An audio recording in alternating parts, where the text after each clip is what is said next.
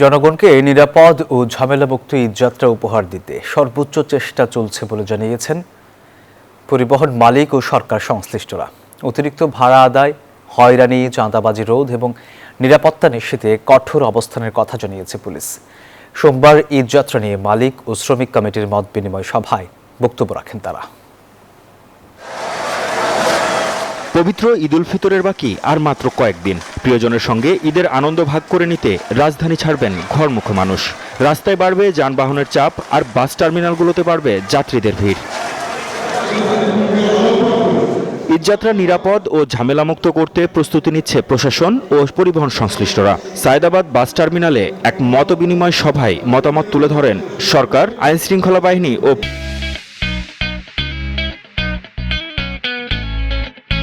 পরিবহন মালিক ও শ্রমিক নেতারা।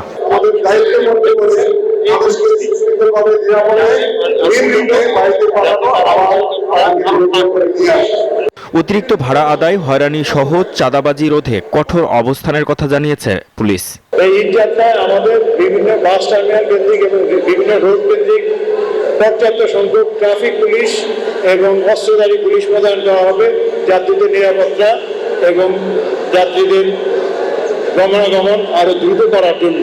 ঈদযাত্রা নিয়ে সরকারের পরিকল্পনার কথা জানান অ্যাডভোকেট শিমুল বিশ্বাস এমপি। কোনো জায়গায় যদি অনিয়ম হয়, আমরা পরস্পরের কাছে আমরা উল্লেখ করে অ্যাকশন হবে তার বিরুদ্ধে যৌথভাবে।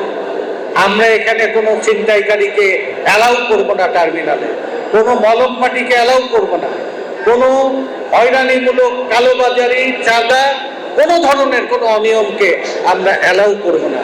সবার প্রত্যাশা, যথাযথ প্রস্তুতি ও সমন্বয়ের মাধ্যমে এবারের ঈদযাত্রা হবে স্বস্তির, নিরাপদের। মাহমুদ হাসান, নিউজ 24, ঢাকা।